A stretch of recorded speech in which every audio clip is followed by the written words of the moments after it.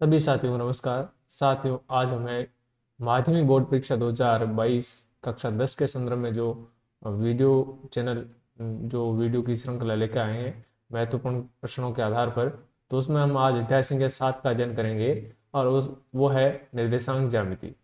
इस प्रश्नावली से क्या कुछ आने वाला है तो उसके बारे में हमें आपको बता देते हैं। यहाँ से 4 क्वेश्चन आएंगे।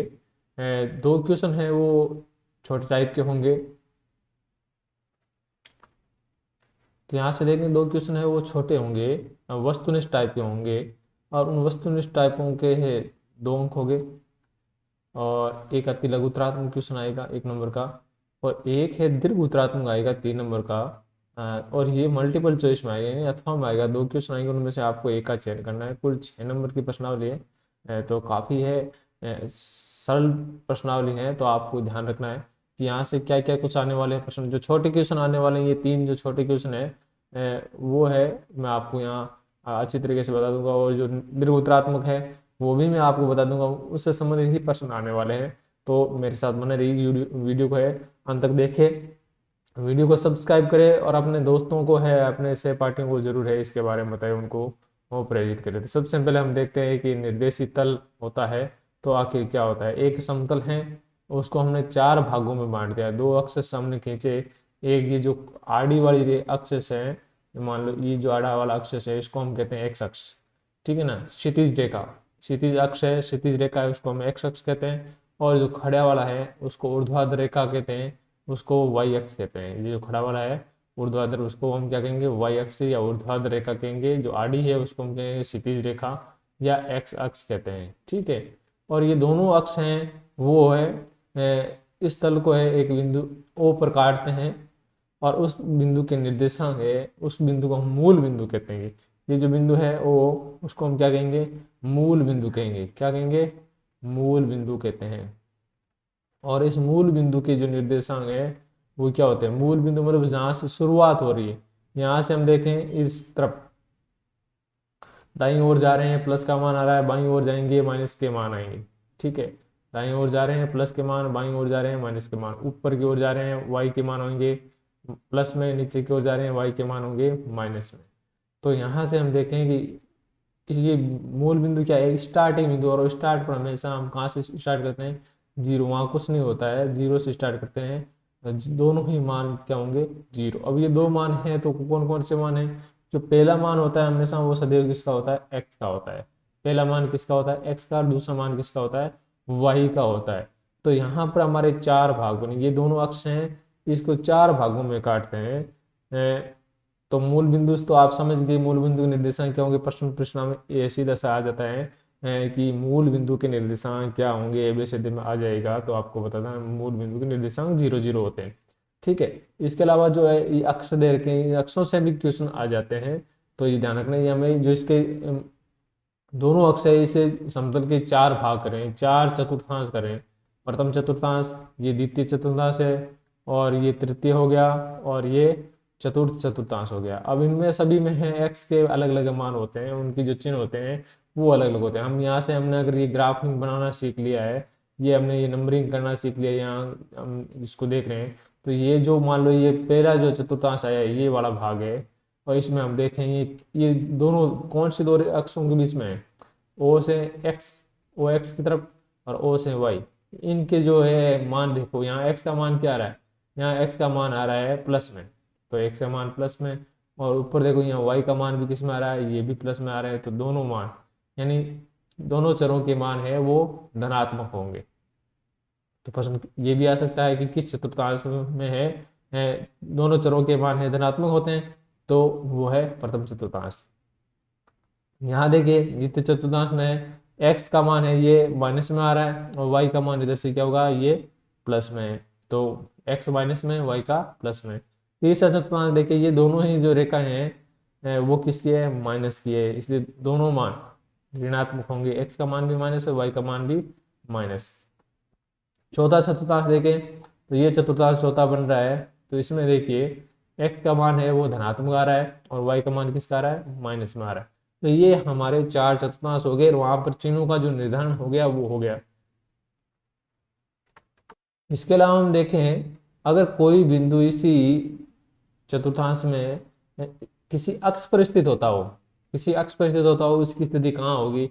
मान लो कि वो बिंदु है, थोड़ा कलर चेंज करते हैं। माना ये बिंदु, कोई बिंदु यहाँ स्थित है, ठीक है, ये बिंदु ए दे दिया, एक बिंदु दे दिया यहाँ बी, यहाँ स्थित है, सॉरी यहाँ यहाँ ले लेते हैं, एक बिंदु दे दिया डी, यहाँ स्थित है, और एक बिंदु दे दिया यहाँ स्थित है, ठीक है। ये बी हो गया, ये हो गया सी हो गया, और ये हो गया डी। अब ये पूछ ले कि बिंदु ए है, इसकी जो निर्देशांक है वो दे दिए 3 पे, एक्स अक्ष पर एक्स का मान कितना रहा है 3, और वाई का मान क्या रहा है, वाई की तरफ देखेंगे तो वाई का मान क्या है 0, तो 3 0। तो ये बिंदु है ए 3 0, कहाँ पर स्थित है? तो ये किसी चतुर्थांश में कहाँ निश्चित नहीं है, यानी इसमें यानी चर का कोई एक मान 0 आ गया, यहाँ से हम सीधे देखें ए 3 0, तो यहाँ किसी एक चर का मान 0 आ गया। यहाँ से अगर उसको देखें बी 0 5, और यहाँ, ठीक है, तो ए और बी में देखें यहाँ दोनों में किसी एक चर का मान 0 आ गया, या दोनों 0 आ जाएंगे तो क्या हो जाएगा, वो मूल बिंदु हो जाएगा, ठीक है। और मूल बिंदु किसी चतुर्थांश में स्थित नहीं होता है, ठीक है। मान लो एक बिंदु 0, यहाँ देखो वाई 0 आ रहा है, यहाँ की कौन 0 है, एक्स 0 आ रहा है, तो ये चतुर्थांश में स्थित नहीं है। ये कहाँ स्थित होंगे? वो अक्षों पर स्थित होते हैं, और जिसमें संख्यात्मक मान दिया होगा वो उसी पर होगा, 0 के अलावा जो दूसरा मान है उसका जो संख्यात्मक मान होगा उसी अक्ष पर स्थित होगा। यहाँ वाई 0 है, एक्स का मान कितना 3, तो वो है एक्स अक्ष पर ही स्थित है, हाँ स्थित है, एक्स अक्ष पर है। इस प्रश्न का जवाब ही इसी प्रश्न में ही है। ये कौन से अक्ष पर स्थित है? तो यहाँ पर जिसका मान दे रखा है वही स्थित है। प्रश्न ये नहीं कहेगा कौन से अक्ष पर स्थित है, वो कहेगा बिंदु ए 3 0 स्थित है, कहाँ स्थित है? प्रथम चतुर्थांश, द्वितीय चतुर्थ चतुर्थांश, एक्स अक्ष और वाई अक्ष। तो ठीक है, आपको हमें बताना है क्या, अगर किसी एक चर का मान माइनस है तो हमें देखना है कि उसका जो दूसरे चर का जो मान दिया हुआ है उसी अक्ष पर स्थित होता है, ये चतुर्थांशों में नहीं होता है। तो ए है एक्स अक्ष पर स्थित है, और बी देखो यहाँ पर कौन 0 है, एक्स 0 है, तो वाई का मान कुछ दिया हुआ है जिससे मतलब वो कहाँ है, वाई अक्ष पर स्थित है। यहाँ देखो सी है, सी का मान कितना हो गया -4 0, तो ये कौन से अक्ष पर स्थित है, एक्स अक्ष पर स्थित है, क्यों एक्स का मान दिया हुआ है, वाई 0 है, तो वाई 0 तो भूल जाओ, एक्स का मान दिया तो एक्स अक्ष पर स्थित है। यहाँ पर डी है, ये 0 -6 देर का है, तो इसका मान क्या हुआ, ये है कहाँ पर स्थित है, एक्स का मान 0 और वाई का मान दिया तो ये वाई एक्स पर स्थित है। तो इस तरह के क्वेश्चन हैं वो परीक्षा में आने वाले हैं। कुछ जो है छोटे छोटे क्वेश्चन है उनका अध्ययन हम करते हैं। एक सारणी के माध्यम से हम जानते हैं कि निर्देशीय बिंदु कैसे कैसे होंगे चतुर्थांशों के। तो 4 चतुर्थांश है, प्रथम चतुर्थांश की जो निर्देशीय बिंदु है दोनों ही मान है वो धनात्मक होते हैं। द्वितीय चतुर्थांश की बात करें तो वहाँ एक्स जो है वो ऋणात्मक होता है और वाई है वो प्लस होता है। और तृतीय चतुर्थांश में हम देखें तो एक्स माइनस का होता है और वाई भी माइनस का, दोनों ही ऋणात्मक होते हैं। और चतुर्थ चतुर्थांश में देखें एक्स प्लस का और वाई माइनस का होता है। ये थोड़े से उल्टे टाइप के हैं, बिल्कुल व्युत्क्रम होते हैं। जैसे यहाँ हम देखें ये पहला चतुर्थांश और तीसरा चतुर्थांश, ये देखो शीर्षाभिमुख कोण बनाते हैं, शीर्षाभिमुख कोण हमेशा बराबर होते हैं, परंतु इनके जो चिन्ह है वो हमेशा क्या होंगे, उल्टे होंगे। ये दोनों ही प्लस के हैं, ठीक है, और यहाँ दोनों ही किसके होंगे, माइनस के होंगे। इधर इस दूसरा और चौथा का देखो, ये भी एक दूसरे के व्युत्क्रम है। यहाँ x प्लस का है तो यहाँ x माइनस का है, तो यहाँ x क्या है, प्लस का। y इधर प्लस का है तो y इधर क्या है, माइनस का। चिन्ह चेंज हो रहे हैं। और हमें ये ध्यान रखना है कि जो चतुर्थांश है उसका क्रम है वो उल्टे क्रम में होता है, घड़ी की विपरीत दिशा में होता है। घड़ी जिस चलती है, घड़ी तो इस दिशा में चलती है, घड़ी की सुइयां क्लॉकवाइज, और ये एंटी क्लॉकवाइज हम निर्धारण करते हैं। इस चीज का आप है वो ध्यान रखें। कुछ परीक्षा उपयोगी प्रश्नों पर हम चर्चा करते हैं। पहला प्रश्न दे रखा है, निर्देशित तल में द्वितीय चतुर्थांश के निर्देशांक होंगे। तो आपको है द्वितीय चतुर्थांश के निर्देशांक बताने। द्वितीय चतुर्थांश में है एक्स माइनस का होता है और वाई है प्लस का होता है, तो ये आंसर हो गया से। तो आपको आंसर से करना है। और निर्देशित तल में निर्देशांक है 4 -3 स्थित होगा। 4 किसका है, प्लस का है, एक्स प्लस का है, और वाई किसका है, माइनस का है। तो एक्स वाला प्लस है वो किधर था, इस लाइन पे एक्स प्लस है हमेशा, और वाई माइनस है इधर है। तो ये जो गैप है वो किसका कौन सा हो गया, पहला, दूसरा, तीसरा और ये चौथा, तो चतुर्थ चतुर्थांश में होगा। आंसर दे।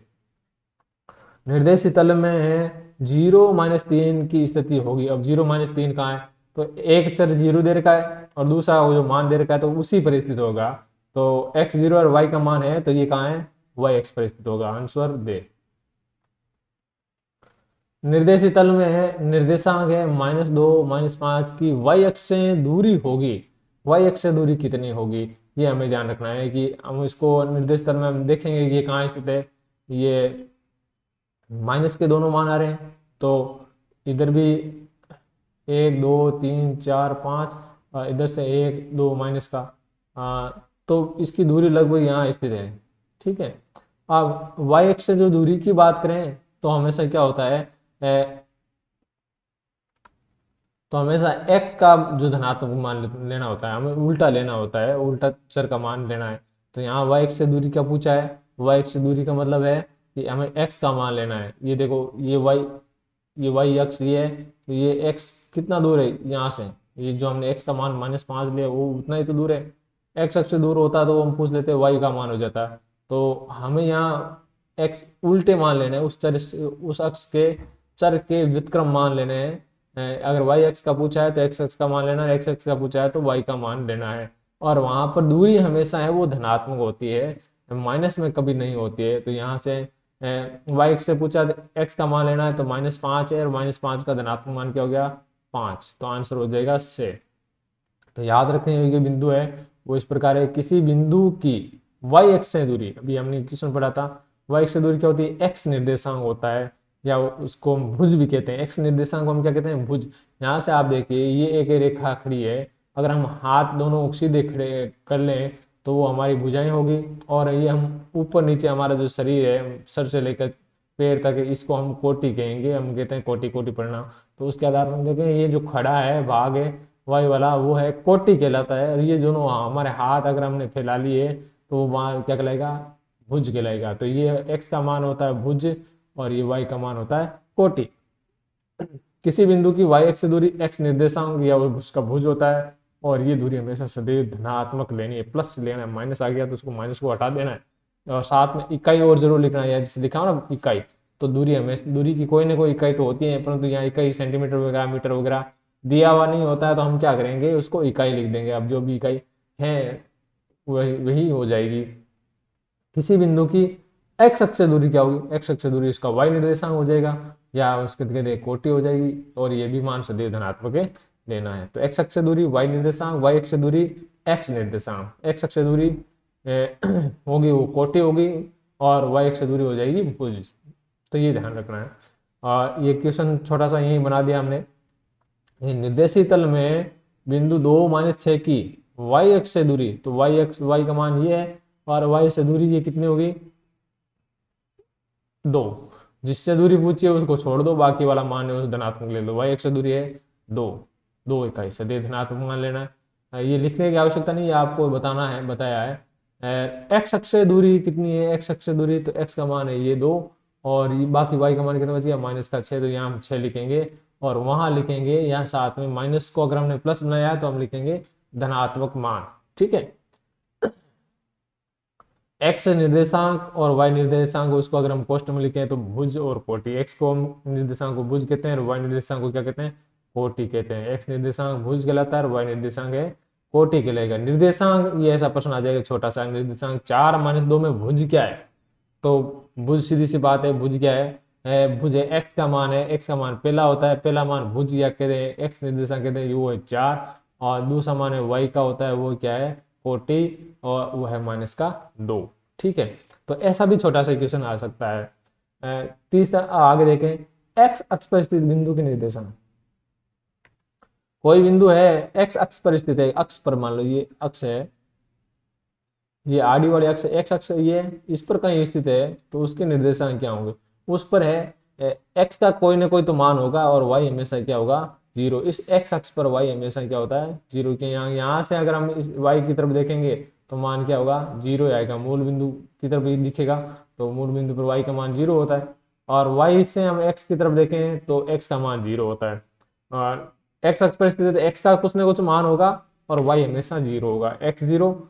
और वाई अक्ष पर स्थित बिंदु पर है, वाई के निर्देशांक क्या होंगे, जीरो वाई, और मूल बिंदु के निर्देशांक है वो जीरो। ये जो छोटे छोटे क्वेश्चन है, यहाँ से दो क्वेश्चन है वो आपके परीक्षा में आने वाले हैं। हालांकि ये किताब में नहीं दिए गए हैं, फिर भी क्वेश्चन आएंगे, क्योंकि यहाँ से छोटे छोटे क्वेश्चन है वो लिए गए हैं। पहले इस चैप्टर से है एक 3 अंकों का ही बड़ा क्वेश्चन आने वाला था होता था, परंतु अब है 3 अंकों के साथ साथ में इसमें से 2-3 जो क्वेश्चन है 1-1 अंक के भी आ रहे हैं, उसमें वस्तुनिष्ठ भी आ रहे हैं या लघुत्रात्मक भी आ रहे हैं। तो यहाँ से प्रश्न बिल्कुल बनेगा और आप इनको है बड़ी तल्लीनता के साथ देखे उनको समझे। बड़े इजी है, कोई ज़्यादा ये टिपिकल नहीं है। और जो आपको मॉडल है क्वेश्चन भी आपको दे दिए हैं, तो आप इनको समझे और सरल करें। केवल समझ का ही बात है और कुछ नहीं है, बहुत ईजी है। अब आगे हम चलते हैं दूरी सूत्र। दो बिंदुओं के बीच की दूरी ज्ञात करें। निर्देशित तल एक समतल है, उसमें कोई दो बिंदु स्थित है। मान लो एक बिंदु है x1 x1 y1 और b है x2 y2। तो इनके मध्य दूरी क्या होगी, इनके बीच की दूरी क्या होगी, उनके बीच की दूरी क्या होगी। हम क्या करेंगे, उन दोनों निर्देशांक x के निर्देशांक को अंतर कर लेंगे और उसका वर्ग कर देंगे, और y के निर्देशांक को अंतर करके उसका वर्ग कर लेंगे, और उसका फिर इनको जोड़कर उसका वर्गमूल कर लेंगे। तो ये ये जो दूरी सूत्र हो गया। दूरी सूत्र क्या हो गया, स्क्वायर रूट दूरी बराबर square root x1 minus x2 का whole square plus y1 minus y2 का होल स्क्वायर। यहाँ पर हमें उल्टा भी लिख सकते हैं, x2 माइनस x1 का होल स्क्वायर भी लिखें और y2 माइनस y1 का होल स्क्वायर लिखें तो भी चलेगा। हम यहाँ ऐसा भी हमने लिख दिया कि x1 माइनस x2 का होल स्क्वायर और प्लस यहाँ y2 माइनस y1 का होल स्क्वायर लिख दिया तो भी है, सही है। एक में हमने पहले में से दूसरा घटाया, दूसरे में पहले में से घटाया, तो हमें यहाँ इससे कोई फर्क नहीं पड़ना है कि ऊपर घात है 2 है, वर्ग होने वाला है तो वर्ग होने वाला है, तो वो धनात्मक मान को ऋणात्मक मान को हमेशा धनात्मक मान कर देता है, तो इससे कोई फर्क नहीं पड़ने वाला। तो ये दूरी सूत्र है, आप ये याद कर ले, 1 नंबर के क्वेश्चन में सीधा सीधा पूछ लेगा कि दूरी सूत्र होता है। दूरी सूत्र लिखिए तो आपको ये सीधा दूरी सूत्र लिखना है। एक और छोटा है कि किसी बिंदु पी एक्स की मूल बिंदु से दूरी क्या होगी। तो मूल बिंदु यहाँ पी एक्स एक बिंदु दे दिया, दूसरा बिंदु क्या है, मूल बिंदु, यानी मूल बिंदु की निर्देशांक 0 0। तो यहाँ से इसको मैं 0 कर देता हूँ, इसको 0 कर देता हूँ, तो यहाँ तो x बच गया, यहाँ से क्या बच गया, y बच गया। तो square root x square minus y square, ये मूल बिंदु से दूरी का सूत्र है। तो हमें क्या करना है, जो बिंदु दे रखा है उसके ही x का वर्ग कर दो प्लस उसके ही y का वर्ग कर दो, उसका वर्ग मूल्य निकाल दीजिए। ये मूल बिंदु से दूरी का सूत्र है, तो आप इसको ध्यान रखिएगा। ये भी काफी इंपॉर्टेंट क्वेश्चन है, 1 नंबर का है, आने की संभावना पूरी पूरी है। यहाँ से हम देखें एक बिंदु दिया हुआ है, उससे दूरी सूत्र हमें ज्ञात करना है। तो हम पहले इसका सूत्र लिखेंगे, दूरी बराबर square root x1 minus x2 का whole square plus y1 minus y2 का होल स्क्वायर। तो x1 कितना है, स्क्वायर रूट हम लगा देते हैं, x1 2 माइनस 4 का whole square plus 3 minus a का होल स्क्वायर बराबर, देखें 2 में से 4 गया, माइनस का 2 बच गया, उसका हमने होल स्क्वायर कर दिया, प्लस 3 में से 1 गया, 2 बच गया, उसका भी हमने स्क्वायर कर दिया। अब माइनस की संख्या का जो वर्ग करेंगे तो माइनस हट जाता है, तो ये भी 4 हो गया प्लस ये भी 4 हो गया, और तो कितने हो गए, ये स्क्वायर रूट हम देखें 4 कितनी बार आ रहा है, 2 बार आ रहा है, या तो 8 लिख लेंगे या 4 2 बार लिखेंगे। तो इसको हम देखें तो 4 का वर्गमूल तो होता है 2, तो 2 बार आ गया, और इस 2 का वर्गमूल हम नहीं कर पा रहे हैं तो यहाँ 2 हो गया, और इसको हम क्या लिखेंगे, इकाई।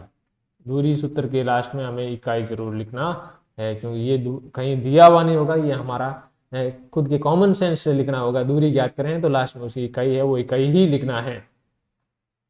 तो इस प्रकार हमें दूरी सूत्र ज्ञात कर सकते हैं। एक बिंदु दे रखा है कि मूल बिंदु से बिंदु 3 4 की दूरी होगी। तो मूल बिंदु से दूरी क्या होती है, मूल बिंदु से दूरी, बिंदु से दूरी क्या होती है, square root x square plus y square, सीधे ही जो चर दे रखे हैं उनके वर्ग करने। तो यहाँ पर स्क्वायर रूट 3 का वर्ग प्लस 4 का वर्ग, 3 का वर्ग कितना हुआ, स्क्वायर रूट 9 और प्लस 4 का वर्ग 16, स्क्वायर रूट 9 9 और 16 कितने हो गए 25 और उसका 25 का वर्गमूल कितना हो गया 5।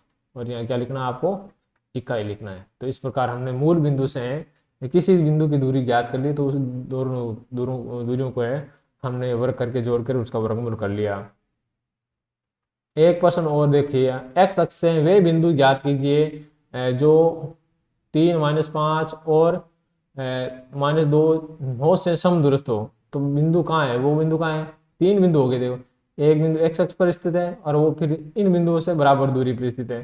तो इसको ऐसे समझिए कि मान लियो ये रेखा है, एक्स अक्ष है, कोई ये बिंदु है, एक्स अक्ष पर स्थित है, तो x0 होगा उसका मान।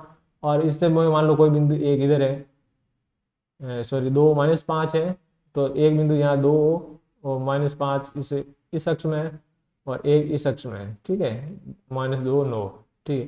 तो इनकी वो कह रहा है कि दूरी है, ये दोनों दूरियां है क्या है आपस में, ये दूरी और ये दूरी आपस में क्या है, बराबर है। तो 2 माइनस की इस बिंदु एक्स अक्ष के परिस्थिति बिंदु इससे दूरी, यानी x0 की इस 2 - 5 से दूरी, और एक्स अक्ष इस 2 -2 9 से दूरी, ठीक है, ये दोनों दूरियां क्या है, बराबर है। तो हमें क्या करेंगे, ये तो हमने ग्राफ बनाया छोटा सा, उसको हम समझने के लिए था। अब इसको देखते हैं, माना एक्स अक्ष पर स्थित बिंदु क्या है,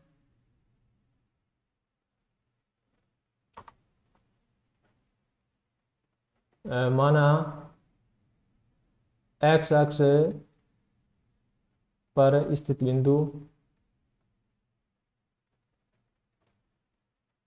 ए बराबर, इसको ए मान लेते हैं, x0 है, जो इसको हमने नाम देते थे बी, 2 - 5 व दूसरा क्या है, इसको नाम दे दिया सी, और -2 9 से समदूरस्थ है। समदूरस्थ है इसमें मतलब क्या, ए की बी से दूरी, यानी दूरी ए बी बराबर क्या होगा, दूरी ए से, ये दूरी बराबर होगी, इस दूरी को हम बराबर रख के सरल करेंगे तो हमारा आंसर आ जाएगा। ये यहाँ से छोटा क्वेश्चन नहीं होगा, ये 3 नंबर का क्वेश्चन है जो परीक्षा में आने की संभावना है, बराबर है। ये जो कि हम बात करते हैं 3 अंकों का जो क्वेश्चन है, मल्टीपल चॉइस आएगा, वहां पर 2 आएंगे अथवा में आएंगे, वहां से ये क्वेश्चन बन सकता है, तो आपको ध्यान रखना है। तो एक्स ए से बी की दूरी ए बी है, वो निकालेंगे स्क्वायर रूट एक्स -2 का स्क्वायर प्लस दूसरा बिंदु यहाँ 0 है, उधर -5 है, 0 और माइनस माइनस क्या हो जाएगा प्लस, आगे वाले का चिन्ह चेंज करना है, बराबर स्क्वायर रूट इधर भी हो जाएगा, x से -2 की दूरी, तो x से माइनस माइनस प्लस, ठीक है, और दूसरा उधर प्लस 0 से -9, 0 से -9 का होल स्क्वायर। इसको सरल करें, दोनों ओर वर्गमूल के चिन्ह हट जाएंगे। तो अब इसको प्रसार करते हैं, x -2 का होल स्क्वायर क्या हो, एक्स स्क्वायर माइनस से 2 4x प्लस 4, और प्लस यहाँ देखिए केवल 5 बचा, 5 का वर्ग कितना हुआ 25। इधर देखें x + 2 का whole square, x square plus 2x, तो 2 गुणे 2 4x, और प्लस b का होल स्क्वायर 4, 2 का वर्ग 4, और प्लस 9, या माइनस का 9 बचेगा, उसका वर्ग क्या हो जाएगा 81। इसको सरल करें, देखिए एक्स स्क्वायर ऊपर एक्स स्क्वायर से कट गया, और ये प्लस का 4x उधर माइनस आज इधर आ जाएगा, तो ये माइनस का 4x है, और ये प्लस का 4x इधर आ गया, क्या हो गया -का 4x, बाकी संख्या को उधर भेज दें, ये 25 और 4 29, तो 81, ये प्लस के थे उधर जाकर के चले जाएंगे माइनस के, ये माइनस के 8x हो गए बराबर। हमने यहाँ पर थोड़ा सा एक भूल गए थे, हमें 4 जोड़ा नहीं 81 में, तो यहाँ 81 और 4 85 होंगे, 85 में से 29 गए, कितने बच गए 56 बच गए, 56 प्लस के हमें x का मान चाहिए, तो क्या होगा 56/-8, और माइनस अकेला है तो 12 गया, और 56 में 8 का भाग कितनी बार गया 7 बार, तो x का मान कितना हो गया -7 हो गया। तो अब वो बिंदु क्या होगा, x अक्ष पे बिंदु वो क्या होगा, अभिष्ट बिंदु क्या हो गया, अभिष्ट बिंदु हमने x0 माना था और उसमें से x का मान कितना आ गया -7 और y0 है ये है, तो ये हो गया। ठीक है, इस प्रकार हम ये मान ज्ञात कर सकते, जो भी मान है उसको बिंदु में रख देंगे x और y में, y तो 0 था ही, x का मान हमने रख दिया, तो इस प्रकार अभिष्ट बिंदु आ गया। तो ये एक 3 नंबर का क्वेश्चन यहाँ से पढ़ सकता है। अब एक हम चलते हैं विभाजन सूत्र से आधारित प्रश्नावली है, 8.2 है, सॉरी 7.2 है। तो विभाजन सूत्र वाला हम देखें तो क्या है, कोई बिंदु P दे रखा है, पी एक्स है, किन्हीं दो बिंदुओं A x1 y1 तथा B x2 y2 को m1 अनुपात m2 में काट रहा है, किस अनुपात में, m1 अनुपात m2 में विभाजित करता है, तो बिंदु P1 के जो निर्देशांक होंगे वो क्या होंगे। तो ये जो निर्देशांक है, जो बीच वाला बिंदु है, मान लो ये दो बिंदु, एक ये है A x1 y1 और ये B है x2 y2। तो यहाँ इसमें कोई बिंदु बीच में है, P है, वो क्या कर रहा है, उसको काट रहा है किस अनुपात में, 1:m1 और 1 क्या हो गया m2। तो इस बिंदु के निर्देशांक x और y क्या होंगे, वो यहाँ से हैं, x बराबर क्या होगा m1 x2 plus m2 x1 बटा m1 प्लस m2।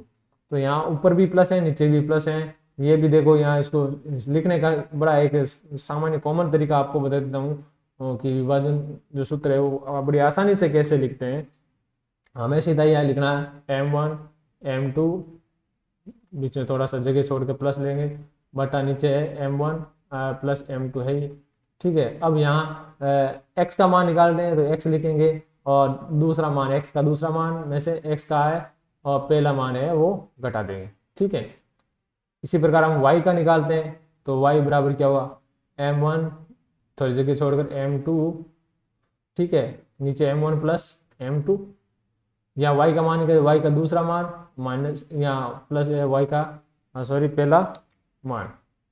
सीधा में से सूत्र याद कर सकते हैं, बड़ा आसान तरीका है ये। दोनों m1 प्लस m2 लिखा ऊपर नीचे, और ऊपर वाले में है पहले दूसरा माइनस दूसरा और फिर है पहला मान उसी चर का। जो y ज्ञात करें तो y का 2 और फिर बाद में 1 वाला लिखेंगे। तो ये दोनों प्रश्न आपके सामने, दोनों ही चरों के मान है आपके सामने है, और दोनों को याद करने का तरीका भी मैंने बता दिया है।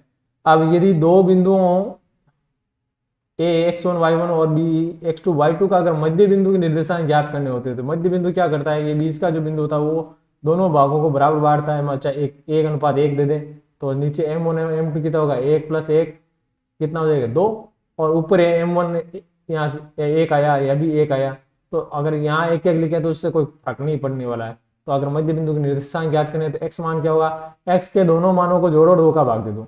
y का निर्देशांक क्या होगा, y का मध्य बिंदु क्या होगा, तो वो y के दोनों मानों को जोड़ो और 2 का भागे ले लीजिए।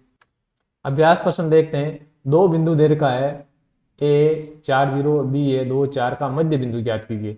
तो मध्य बिंदु क्या हो जाएगा, मध्य बिंदु सीधा सा प्रश्न है, एबीसीडी में भी आ सकता है, रिक्त स्थान की पूर्ति में आ सकता है, 1 नंबर की वस्तुनिष्ठ में भी यहाँ आ सकता है। मध्य बिंदु बराबर क्या होगा, कोष्टक x1 प्लस x2 बटा 2 और कोमा y1 प्लस y2 बटा 2।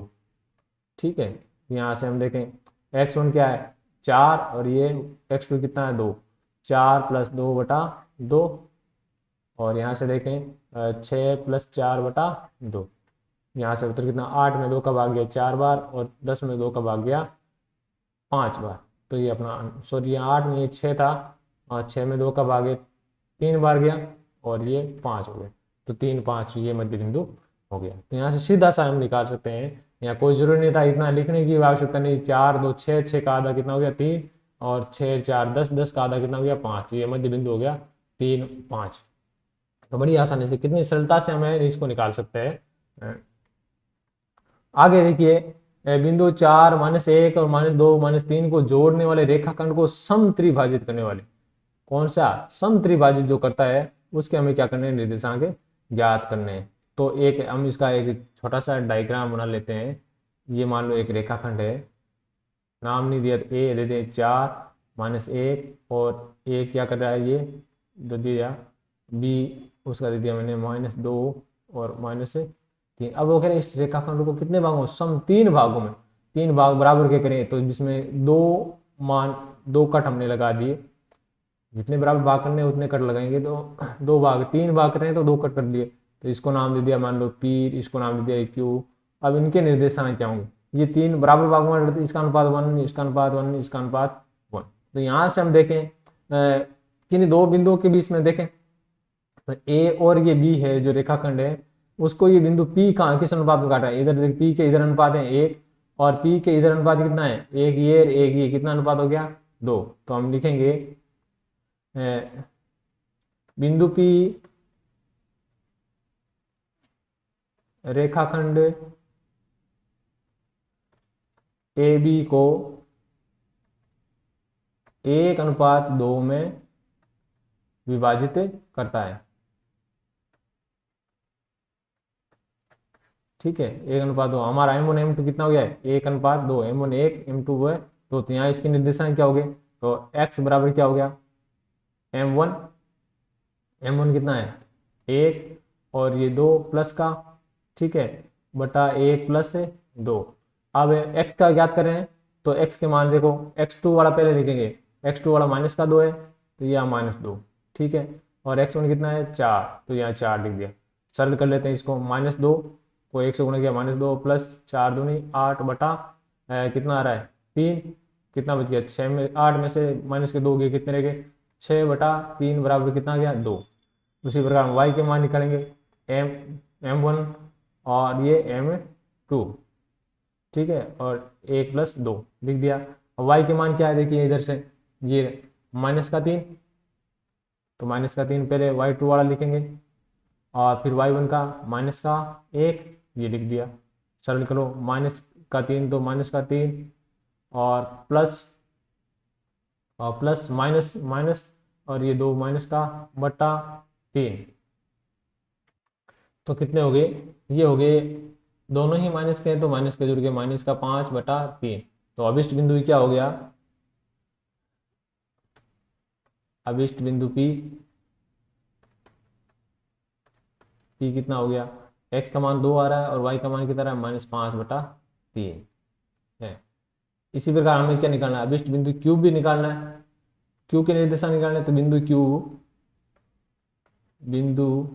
Q रेखाखंड ए बी को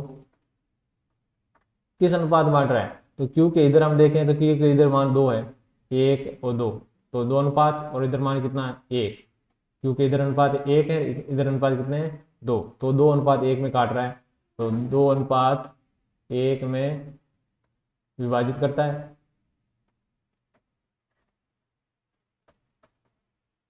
ठीक है, अतः x का मान क्या हो गया, वही हम लिखेंगे 2 + 1/2 + 1, ठीक है। x का मान कितना है, यहाँ से x का मान, तो पहले x2 लेंगे -2 और फिर x1 कितना है 4, तो यहाँ लिखेंगे -2 और यहाँ लिखेंगे 4। सरल करें, देखिए 2 को -2 से गुणा किया -4 प्लस 4 को 1 से गुणा किया 4/3, ऊपर बच गया 0/3, यानी 0 में किसी का भाग उत्तर आएगा 0। इसी प्रकार y का मान निकालेंगे तो ये सीधा हम ये लिख देंगे 2 और ये 1/2 + 1। तो ये तकनीक है, आपको कोई और नहीं बताएगा, ये आप इस वीडियो को देख रहे हैं तभी आपके समझ में आएगा। y के जो मान कितने हैं, y का 2 में -3, ये -3 और y1 का है -1, तो यहाँ पहले -3 हम लिखेंगे और इधर लिखेंगे -1। सरल करें इसको, -3 को इससे गुणा किया 2 से -6 और प्लस -1/3 कितना हो गया -7/3। तो अभिष्ट बिंदु क्या हो गया, अतः अभिष्ट बिंदु कितना हो गया, x का मान 0, y का मान कितना -7/3 है। तो इस प्रकार हमने वो दो बिंदु निकाल लिए जो है दिए गए रेखाखंड को है सम 3 भागों में बांटते थे, तो एक जो है उस बिंदु के निर्देशांक 2 -5/3 हो गया और एक का हो गया 0 -3/7 हो गया। तो ये हमने इसके निर्देशांक निकाल लिए।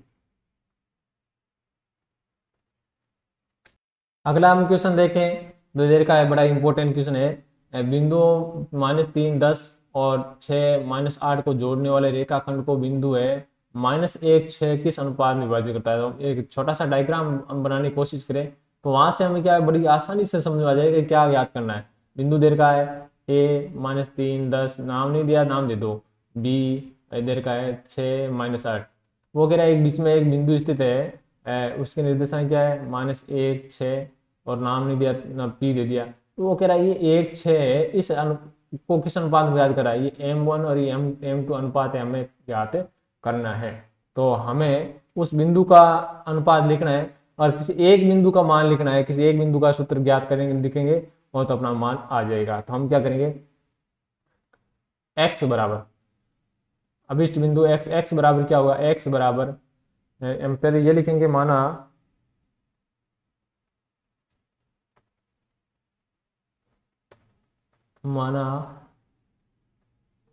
बिंदु P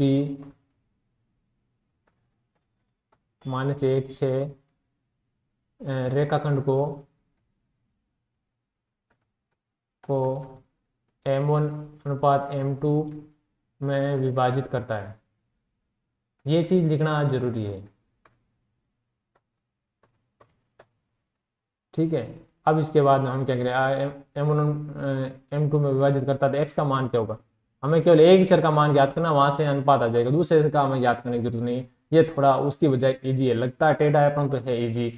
तो यहाँ x का अनुपात क्या था, M1 x2 plus M2 x1 बटा M1 प्लस M2, ठीक है। ये मान आ गया, हम इसमें मान रखेंगे x का मान या कितना देर का, x का मान यहाँ से देखेंगे -1 देर का है, बराबर M1 x2 का मान यहाँ से देखेंगे 6 प्लस M2 x1 का मान कितना है -3 बटा M1 प्लस M2, ठीक है। इसको सरल करें तो बटा में हमने कुछ नहीं, इसके एक ले लिया, इसको हम तिरछा गुणा करें तो यहाँ -1 बच गया, इसको M1 प्लस M2 से गुणा कर दिया, और इधर है इस एक से उसको ऊपर वाले को गुणा करें तो कोई फर्क नहीं पड़ेगा, तो इसको सीधा सरल कर लेते हैं, 6M1 और -3M2 सरल करें, एक से इसको गुणा करें तो कोई फर्क नहीं पड़ने वाला, तिरछा गुणा करें, इस एक से इसको गुणा करना था, इसको सरल करें, देखो -1 से गुणा किया -M1 प्लस -M2, बाहर अगर चिन्ह है माइनस का तो अंदर वाले चिन्ह चेंज हो जाएंगे, बराबर 6M1 -3M2। M1 को इधर ले आते हैं, M1 M2 को उधर ले आते हैं, दोनों को अलग अलग कर देते हैं। इधर माइनस का M1 है, ये 6M1 इधर आएगा, किसका हो जाएगा माइनस का 6M1 और बराबर -3M2 इधर पहले से ही है, और ये M2 प्लस का उधर जाएगा, किसका हो जाएगा माइनस का उधर जाकर किसका हो जाएगा प्लस का। सरल कीजिए इसको, यहाँ बच गए -7M1 बराबर, और यहाँ से कितने बच गए -2M2, माइनस से माइनस कट गया दोनों और माइनस से था हट जाएगा, 7M1 बराबर 2M2। हमें M1 बटा M2 चाहिए, तो इस M2 को हम यहाँ नीचे ले आएंगे, M1 बटा M2 बराबर क्या बच गया 2, और ये हमें 7 इधर M1 के गुणा में उधर जाएगा तो किससे आ जाएगा बट्टा में आ जाएगा। तो इस प्रकार हम देखें M1 अनुपात M2 क्या हो गया, इनको भी अनुपात में लिख लेंगे 2:7, तो ये 2:7 में वो विभाजित करता है। तो हमें क्या करना था, केवल और केवल किसी एक चर का मान लेकर उसको सरल करना था, और आसानी से उसको सरल करेंगे आ जाएगा। थोड़ा सा लंबा जाता है, इतनी देर में हम दोनों बिंदु निकाल सकते थे, फिर भी है हमें एक से ही करना है, ऐसा नहीं है दोनों से करें, तो दोनों से करें अनुपात तो वही आएगा, x वाले से करें तो वही आएगा, y वाले से करें वही आएगा, अनुपात वही आएगा, परंतु करना हमें एक ही बिंदु से x वाले से लेकर ही करना है, चाहे y से लेकर करो, दोनों से करोगे हमारा समय ज्यादा जाया होगा। एक क्वेश्चन और देखिए, 5वां, ये भी बोर्ड परीक्षा में 2-3 बार आ चुका है। यदि बिंदु A 6 B 8 2 C 9 4 और D P3 एक समांतर चतुर्भुज के इसी क्रम में हो तो P का मान ज्ञात कीजिए। तो ऐसे प्रश्नों में हम क्या करेंगे कि समांतर चतुर्भुज दे रखा तो उसके विकर्ण बना देते हैं, थोड़ा सा समांतर चतुर्भुज हम खींच लेते हैं। ये एक समांतर चतुर्भुज है, थोड़ा सा आपको सही तरीके से खींचना है। अब वो कह रहा है कि इसके विकिरण ज्ञात करने हैं। तो एक समांतर चतुर्भुज देखिए हमने यहाँ खींच लिया, उसमें अब विकिरण देखें उसके, तो ये विकिरण है इसके। समांतर चतुर्भुज के जो विकिरण होते हैं वो क्या करते हैं, दोनों एक दूसरे को बराबर दूरी पर काटते हैं। दोनों एक दूसरे को क्या करते हैं, बराबर दूरी। इस प्रश्न में हम ये विकिरणों से ही वो मध्य बिंदु ज्ञात करेंगे। तो शीर्ष ज्ञात करना है, तो ये जो विकिरणों का जो मध्य बिंदु होता है एक ही होता है दोनों का। तो हम क्या करेंगे, इसके जो निर्देशांक दे दिया वो जिस क्रम में दे रखा है उसी क्रम में लिखना है। ए है ये ए 6 1 और बी और 8 2 और ये सी है 9 4 और डी है ये कितना है, पी 3 है। अगर समान ऐसा प्रश्न आ जाए तो हम इस क्रम में इसको लिखेंगे, और इसका जो मध्य बिंदु है मान लो ओ है, तो हम लिखेंगे समान चतुर्भुज का विकिरण है एक दूसरे को क्या करते हैं, समद्विभाजित करते हैं। हम लिखेंगे समांतर चतुर्भुज के विकिरण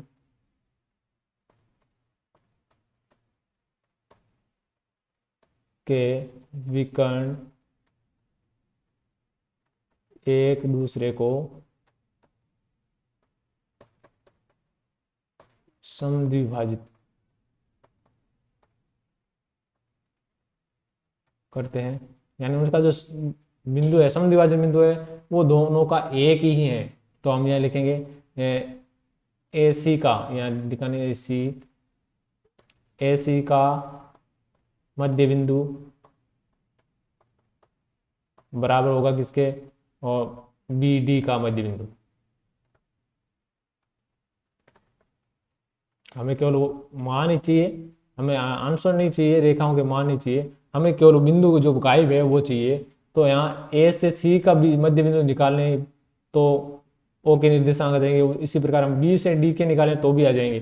तो दोनों से हम देख रहे हैं ए और सी वाला तो सीधा आ रहा है, बी और डी वाले में पी का मान है वो आ रहा है, तो हम क्या करेंगे वहां से पी का मान आ जाएगा। तो ए सी का मध्य बिंदु क्या होगा, ए का एक्स के निर्देशांक क्या होंगे 6 और 9, तो क्या हो गया 6 + 9 बटा 2 कॉमा, और वाई की संख्या 1 और 5, 1 + 5 बटा 2, ठीक है, बराबर होगा उधर बी से लेके 8 और पी, 8 + पी बटा 2, और यहाँ से वो क्या है 3 + 2 कितने हो गए 3 + 2 बटा 2, ये निर्देशांक हो। अब यहाँ से हम देखें ये जो x मान है इस x मान के बराबर होगा, ये y मान y मान के बराबर होगा। तो यहाँ से हम इसके नाम निकालेंगे, तो ये है 6 + 9 बटा 2, यहाँ ये जो बिंदु 5 था उसकी जगह ये 4 था, हमने गलती से लिख दिया।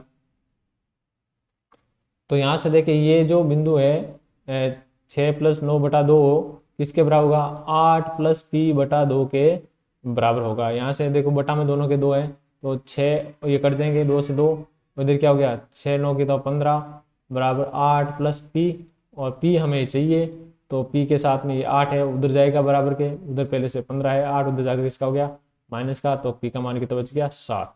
तो इस प्रकार p का मान क्या होगा 7 होगा। ये प्रश्न है परीक्षा में बहुत बार आ चुका है, थोड़ा सा समझने की जरूरत है, बाकी बहुत सरल है। समांतर चतुर्भुज के दोनों विकिरण है वो क्या करते हैं एक दूसरे को समद्विभाजित करते हैं, यानी उनका जो समद्विभाजन बिंदु होता है वो चाहे ए से सी से निकाल लो या बी से डी से निकालो, वहां से दोनों से बराबर होगा। हम दोनों के मध्य बिंदु निकालेंगे और मध्य बिंदु में जो गायब है उन बिंदुओं को है, एक्स वाला में गायब है तो एक्स एक्स को बराबर रख देंगे, वाई वाला गायब है तो वाई वाई को बराबर रख देंगे, उससे हमें जो गायब बिंदु है वो हमें प्राप्त हो जाएगा। अगला जो है वो है त्रिभुज का क्षेत्रफल। किसी त्रिभुज का क्षेत्रफल, त्रिभुज में कितने बिंदु शीर्ष होते हैं, 3 शीर्ष होते हैं, माना ए x1 y1 b x2 y2 और c x3 y3, किसी त्रिभुज के ये 3 शीर्ष हैं, तो त्रिभुज का क्षेत्रफल क्या होगा 1/2 x1 कोष्टक y2 - y3 plus x2 y3 - y1 plus x3 y1 - y2। तो आप देखेंगे ये तो इतना बड़ा इतना टेढ़ा सूत्र याद कैसे होगा, तो बहुत ही सरल है। हमें इसको याद रखने के लिए कुछ ज़्यादा माथापौड़ी नहीं करनी है, हमें क्या करना देखिए 1/2 लिखना है, क्षेत्रफल बराबर 1/2 कोष्टक लगाना है x y माइनस वाई, थोड़े खुले खुले लिखने, plus x y minus y plus x y minus y. क्या आपको कोई समस्या हुई? इस चीज को, एक ही चीज को हमने 3 बार लिख दिया, कोष्टक बंद कर दिया। अब नहीं हुई समस्या तो आगे भी कोई समस्या नहीं हो। अब हम क्या करेंगे, गिनती शुरू करेंगे। 1 से 3 तक की गिनती तो आपको आती होगी, तो यहाँ से करो 1 2 3, क्रम से लगानी, 1 2 और 3 क्रम से लगानी। अब हम क्या करेंगे, यहाँ 1 से हम गिनती शुरू कर दी, अब किस गिनती कहाँ शुरू करेंगे, 2 से। तो यहाँ 2, 2 के बाद में कौन आएगा, 3, और खत्म होगी तो वापस पहला आ जाएगा 1। ठीक है, अब गिनती कहाँ शुरू करेंगे, 3 से। तो 3, और ये आगे संख्या नहीं है तो शुरुआत कहाँ से हो जाएगी, 1 से। 1 2, बताइए, यही तो सूत्र है त्रिभुज के क्षेत्रफल का। कोई बड़ा नहीं, रामायण नहीं है, तो आप इसको बड़ी आसानी से समझे। अभ्यास करें एक बार बिना देखे लिखे, x y minus y, x y minus y, x y minus y, फिर 1 2 3 का खेल है। पहले 1 2 3 लिखो, फिर 2 3 1 लिखो, फिर 3 1 2 लिखो, बस इतनी सी बात है। तो थोड़ा सा आप इसका अभ्यास कीजिए, बड़ा ही सरल है। आगे देखिए, त्रिभुज के 3 बिंदुओं के सैनिकी होने का प्रतिबंध। 3 बिंदु एक ही रेखा पर स्थित है, मान लो 1 बिंदु 2 बिंदु, ये 3 बिंदु एक ही रेखा पर स्थित है, तो क्या इनसे कोई त्रिभुज बनेगा क्या, नहीं बनेगा, त्रिभुज बनेगा नहीं। मान लो अलग अलग स्थिति में होता तो यहाँ कोई त्रिभुज बन जाता और उसका कोई ना कोई क्षेत्रफल होता। तो एक ही रेखा में स्थित है तीनों, तो उससे त्रिभुज का क्षेत्रफल बनेगा ही नहीं। त्रिभुज का क्षेत्रफल क्या होगा, त्रिभुज बनेगा नहीं, त्रिभुज का क्षेत्रफल क्या हो गया, 0। तो उस हमने त्रिभुज के क्षेत्रफल में बराबर में 0 लिखना है। यहाँ से एक उदाहरण दी, यदि त्रिभुज के तीनों बिंदु सरेखी हैं तो त्रिभुज का क्षेत्रफल होगा। यहाँ से त्रिभुज का क्षेत्रफल पूछ लिया और कह रहा है सरेखी हैं, तो हमें घुमा दिया, बड़ा ही अच्छे तरीके से घुमा दिया। परंतु हम जानते हैं कि त्रिभुज का क्षेत्रफल हम ज्ञात करने के लिए सूत्र नहीं लगाएंगे, ये सूत्र सारा नहीं लेंगे। अगर वो नहीं कहता ये सरेखी हैं, तब हम सूत्र से क्षेत्रफल ज्ञात करते, परंतु यहाँ उसने कह दिया ये क्या है, सरेखी हैं। सरेखी हैं तो इसका मतलब क्या हुआ, ज्ञात करने की जरूरत नहीं है, उत्तरांशर ए होगा 0। त्रिभुज का क्षेत्रफल क्या होगा, 0 होगा। उस त्रिभुज का क्षेत्रफल ज्ञात कीजिए जिसके शीर्ष है ये 2 0 माइनस 1 0 और 2 माइनस 4 है। तो यहाँ हम इसके सूत्र ज्ञात करें, तो क्षेत्रफल का हमने सूत्र ऑलरेडी लिख ही दिया है जहाँ हमने प्रैक्टिस की थी। अब इसमें मान रख देते हैं, बराबर 1/2 x1। x1 कितना है, x1 है 2, y2 माइनस y3, तो y2 है 0, y3 कितना है -4 है, तो उसका चिन्ह चेंज करें, माइनस यहाँ आ रहा है इसका मतलब चिन्ह चेंज करना है। y3 का चिन्ह चेंज किया, प्लस का 4 प्लस x2 का मान कितना है, ये रहा -1, -1 कोष्टक में रखेंगे। अब क्या करना है, y3 है -4 माइनस y1 है 0, ठीक है। और फिर है प्लस x3 का मान कितना है 2, और y1 कितना है 0, और माइनस y2 भी क्या है 0, कोष्टक बंद। सरल करें, 1/2 कोष्टक, 2 को 4 से गुणा किया, प्लस माइनस ये -1, और कोष्टक में भी -4, और प्लस 2 को 0 से गुणा किया 0, 1/2 सरल किया 8, और यहाँ माइनस माइनस ये क्या हो गया +4 प्लस 0, जोड़ें 1/2 अंदर वाले जुड़ के कितने हो गए 12 में 2 का भाग कितनी बार गया 6, तो हम यहाँ लास्ट में क्या लिखेंगे, वर्ग इकाई लिखेंगे। क्षेत्रफल ज्ञात कर रहे हैं तो क्या लिखेंगे, वर्ग इकाई। इस चीज का आप ध्यान रखें, दूरी में केवल इकाई लिखना था और क्षेत्रफल में हमें लिखना था वर्ग इकाई। तो बड़ा ही सारा सरल क्वेश्चन है। इसको हम एक और आसान तरीके से भी लिख सकते हैं। हम क्या कर सकते हैं, एक्स और वाई के मान इस क्रम में लिख देते हैं। तीनों बिंदुओं को लिख दिया है, 2 0 -1 0 और 2 -4। अब यहाँ से ये x1 हो गया, ये 2 हो गया और x3 हो गया, तो बड़ी आसानी से मान हो जाएगी। इसमें बार बार घूमने फिरने की आवश्यकता नहीं पड़ेगी, यहाँ तो ये बार बार देखने पड़ेगी वो है वो है, ठीक है। यहाँ आवश्यकता नहीं पड़ रही है। ये पूछा x1 तो यहाँ सीधा 2, और फिर पूछा x2 y2 तो y2 0, और ये y3 -4 तो -4 के प्लस का 4 हो जाए। तो इस प्रकार आसानी से यहाँ ये करेंगे तो बड़ा आसान अपना हो जाएगा। तो जो भी आपको सुविधाजनक लगे उसको उसी अनुसार आप कीजिए। अब कई बार है कि एक बिंदु का मान गायब कर देते, वो बताते हैं कि याद कीजिए। जैसे के का मान ज्ञात कीजिए, यदि बिंदु है 2 3 4 के और 6 - 3 6 रेखी है, 6 रेखी है तो इसका मतलब क्या, त्रिभुज का क्षेत्रफल 0। हम लिखेंगे त्रिभुज का क्षेत्रफल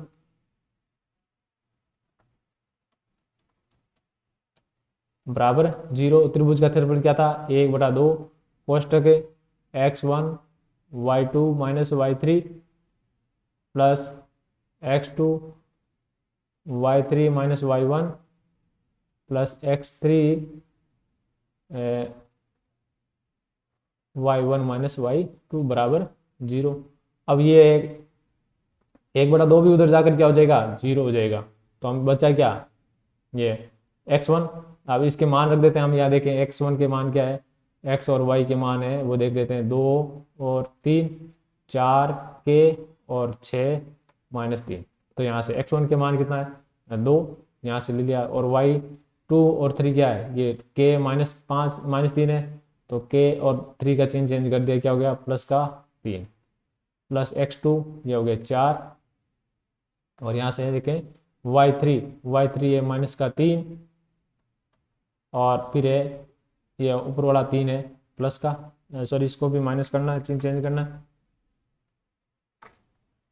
-3 प्लस x3 का मान कितना है, 6 और y1 - y2 ये y1 - y2 ये रहा 3 माइनस के बराबर क्या होगा, 0। तो सरल कर लेते हैं, 2 को कैसे गुणा किया, 2 के प्लस 5 3 दूनी 6 प्लस प्लस माइनस ये क्या हो जाएगा, अंदर वाला -6 है और 4 से गुणा किया -6 जो 24 और प्लस 6 को 3 से गुणा किया 18 और प्लस -6 के बराबर 0। सरल कीजिए और तो के मान कितने बज रहे हैं, देखो 2 के और -6 के कितने बज गए, -के 4 के और प्लस के 24 और इधर ये माइनस के भी 24, तो क्या बच गया, कट गए आपस में 0। तो के का मान के बराबर 0 है तो सब भी मान 0, के का मान क्या हो गया, 0 है। ठीक है, तो इस प्रकार के का मान क्या आ गया, 0। के का मान 0 होने पर ये बिंदु क्या होंगे, आपस में सरेंकी होंगे। तो ये प्रश्न इस प्रकार प्रश्नावली के थे। हालांकि ये वीडियो बाकी वीडियो के माध्यम से की बजाय ये थोड़ा सा बड़ा है, आप इसका ध्यान रखें, अध्ययन करें, काफ़ी अच्छी प्रश्नावली हैं, उपयोगी हैं। छोटे छोटे क्वेश्चनों को आप विशेष तौर से देखें, अपने साथियों से हैं जुड़ने को कहे, मेरे चैनल को सब्सक्राइब करें, मेरे साथ बने रहे। धन्यवाद।